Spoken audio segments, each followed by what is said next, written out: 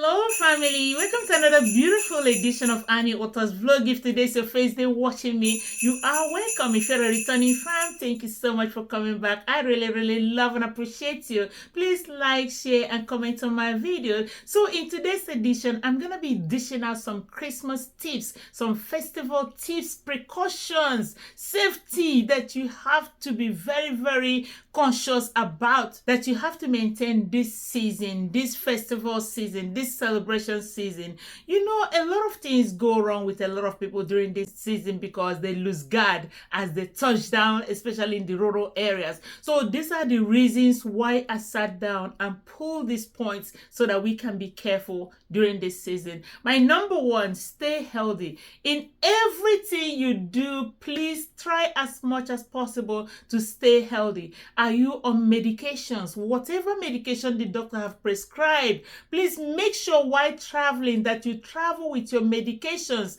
Do not forget your medications in the city and you go to the rural areas and you're there getting sick or you start taking anything randomly. Please make sure you have your medication in your traveling bag, in your traveling luggage. Do not forget your medications while traveling and take them as ordered by the doctor. Don't forget to exercise. It's not because you're in the rural areas that you start forgetting your routine. No, do not try new things during this season. You might have a reaction that will be very fatal or deadly. Even when people offer you some free stuff, think about your health first. Just say, for example, you're on hypertensive medication. That's medication for high blood pressure. Do not take anything alcoholic. If you are going to a crowded environment, do not forget to wear your mask. We still have COVID and flu in the air. You know, a lot of people coming from all over the world to the rural areas. You don't know what they're coming with. So monitor your steps, take your medications, eat healthy, exercise.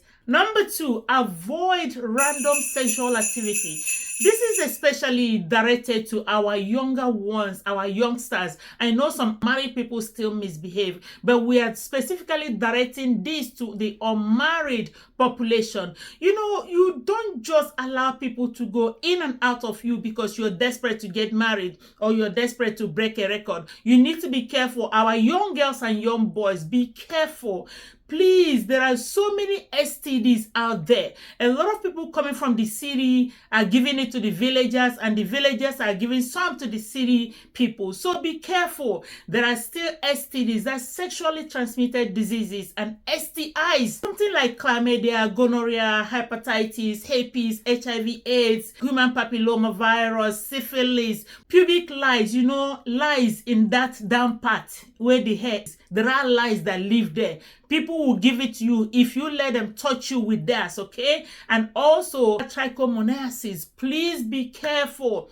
Do not have random sexual intimacy. If you must, please wear condom. You need to protect yourself. Do not just go in and out of each other. Please be very careful. There are people who are ready to give out. Please don't be on the receiving end. You know, STD is very dangerous. Some are curable and some are not curable. And some will leave everlasting damage to your system. So that's why a lot of people have pelvic pain, pregnancy complications, eye inflammation, arthritis, infertility, heart disease, certain cancers, especially cervical and rectal cancers, and even death.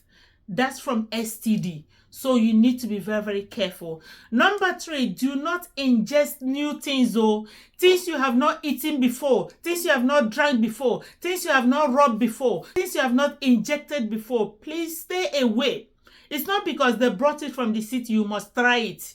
Please be very careful. Some of these things will give you a severe allergic reaction, which we call anaphylactic reaction. And that's why some people say, oh, they have poisoned me. Some of these things, you are just reacting to them because you are allergic to them. So find yourself itchy, your skin breaking down with rashes and hives. You see your throat is getting tight, your eyes widening and tearing. You can't breathe and you find yourself having difficulty even swallowing because your throat and your tongue are swollen and because of something you ate somewhere, something your system is not used to. Do not go eating randomly, especially something you have not eaten before. There are so many free foods and free drinks in the village at the festival time. Do not fall a victim. When somebody have an anaphylactic shock or anaphylactic reaction, the person can barely make it. It's a medical emergency. So if you're in the rural areas, you have a very slim chance of survival. So don't put yourself in that situation. It's not going to be funny at all. Number 4, maintain your composure. No matter what people driving with, people driving all kinds of big cars or opening houses, moving into their mansions or whatever, or maybe flattering you with their outfit, gold, silver, whatever, maintain your composure. Don't go saying, oh, this is my mate, he has this, she has that, or my mates have married, or my mates had children, I'm still here, I'm still single girl, single man, I don't have anything to boast of, I don't have anything for myself. Don't look at yourself as a loser or a failure. Not everybody that start running run to the post, to the end at the same time. Everybody have their own destined pace and destined whatever God has in stock for them. Find yours and work on your schedule. As long as you are making effort, as long as you are trying, trust me, you will get there. It's just a matter of time. So don't be carried away by things people come from the city with and you're there becoming depressed, becoming unhappy, or being jealous. No.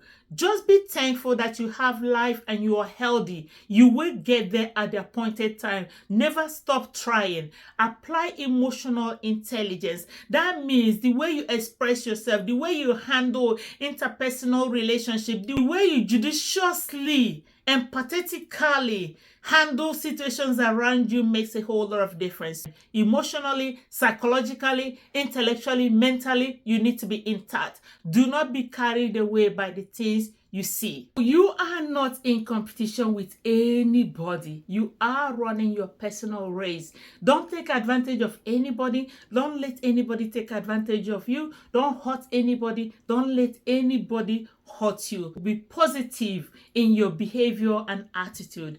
Trust me, God will bring it to pass at the appointed time as long as you are trying your best, you put in your best effort and staying positive. Don't let anybody push you to the other side. Number 5, avoid toxic relationship. This is a biggie. You know, as people plunge into the village environment this Christmas, you see a lot of people talking crazy, behaving crazy towards you. Please, any relationship or behavior that make you feel unhappy, disrespected, unappreciated, controlled, manipulated, unsupported, harassed, intimidated, physically abusive, emotionally abusive, mentally abusive, stay away from such. Anybody that is digitally or spiritually controlling you or manipulating you, stay away from such people, please. You deserve to be emotionally and psychologically healthy. Your mental health and sanity are number 1. Please, your happiness is number 1. Do not let anybody abuse you of any form, even financially. Do not let anybody manipulate and abuse you. Any type of toxic relationship, stay away from it. Your sanity, your mental health, your happiness are number 1. Number 6, family and peer pressure.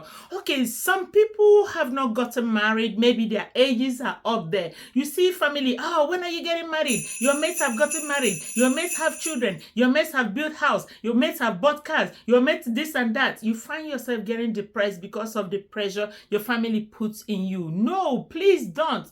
You own yourself. You know yourself very well. You know why you have not done this or that. Maybe you have not met the right person. Do not rush yourself because somebody is talking about biological clock ticking. Some people that jump into marriage unnecessarily have also jumped out. And guess what? When they come to their paternal or maternal homes, you see their family members driving them away. But at the same time, they are the ones that push them into this nonsense marriages. So we need to be careful. When they're pressurizing you this and that, please take a seat and think about your sanity. Don't let anybody pressurizing you to doing things, because that's why a lot of people are putting their hands into so many crazy things, doing money ritual, doing organ selling, doing all these nonsense things because they want to get rich, and doing Yahoo, pressing button, whatever, because they want to get rich faster. If you have not gotten a good paying job, take your time, manage yourself the much you can. As long as you're putting effort,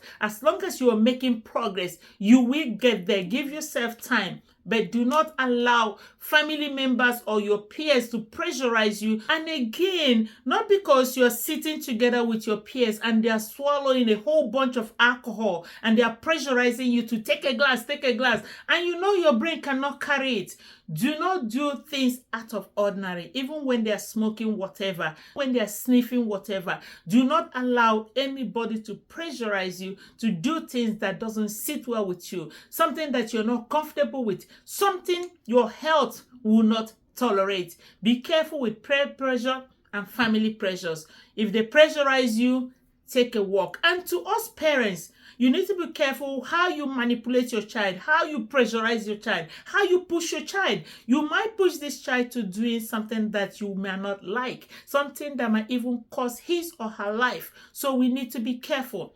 Have open door policies. Support your child. Have a discussion with your child. If anything is concerning about your child, have a discussion. Sit one-on-one and have heart-to-heart discussion with your child, with your family member.